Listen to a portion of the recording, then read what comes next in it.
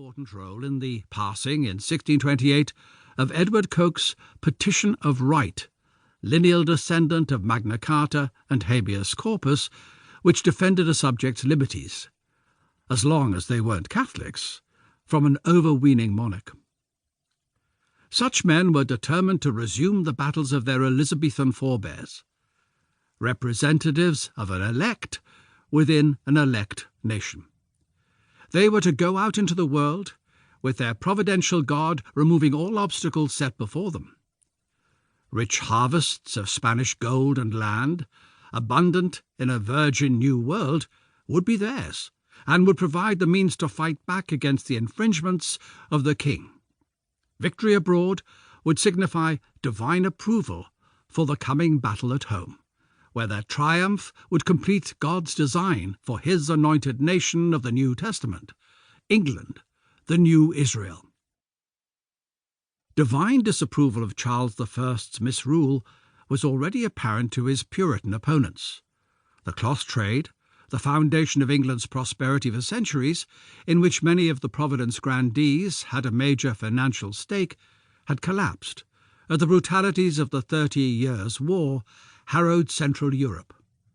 Charles kept his distance from this bloody sectarian conflict, to the disgust of the Puritans, who had urged him to back England's besieged fellow Protestants, not least his sister Elizabeth, whose husband Frederick V of the Palatinate had lost Bohemia to the forces of the Holy Roman Emperor Ferdinand II and the Catholic League. As a consequence of his inaction against the will of a Protestant God, plague had swept England in 1625 and 1630, and poor harvests stalked the land. The Lord would not provide for those who abandoned the true faith. Many Puritans were driven by necessity from their barren home to seed new worlds, prosperous and free from popery. Oliver Cromwell, an East Anglian farmer with a gentleman's education, had considered such a move. The Providence Company, nonetheless, sought a royal charter from the monarch, whose rule they so mistrusted.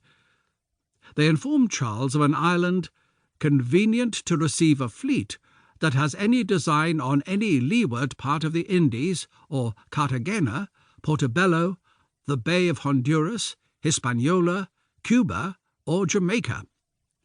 And they emphasized its strategic value.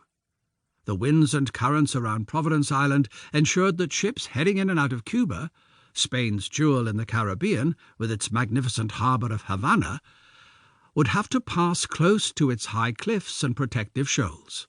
From there, the English could harass and intercept ships carrying wealth from the New World to the Old. The greatest prize of all was the flota, the Spanish plate fleet, that once a year shipped the immense wealth of Mexico and the Peruvian silver mines of Potosi back to Europe. Charles, relieved to get this Puritan faction off his back, issued a patent on the 4th of December 1630 for the Company of Adventurers of the City of Westminster for the plantation of the islands of Providence or Catalina, Henrietta or Andrea. There is a hint of cynical fawning in the final words of the name the company gave itself, renaming the island adjacent to Providence, known to the Spanish of San Andrea, in honour of Charles's French and Catholic wife, Henrietta Maria. In return, Charles demanded 1/5 of the company's future profits. Providence, however, was to be no Bermuda or Barbados, semi-removed and clement in the eastern Caribbean, though the scheme's backers were convinced of the island's innate prosperity, which would bloom when watered by the godly. The grandees had little practical experience of the Caribbean.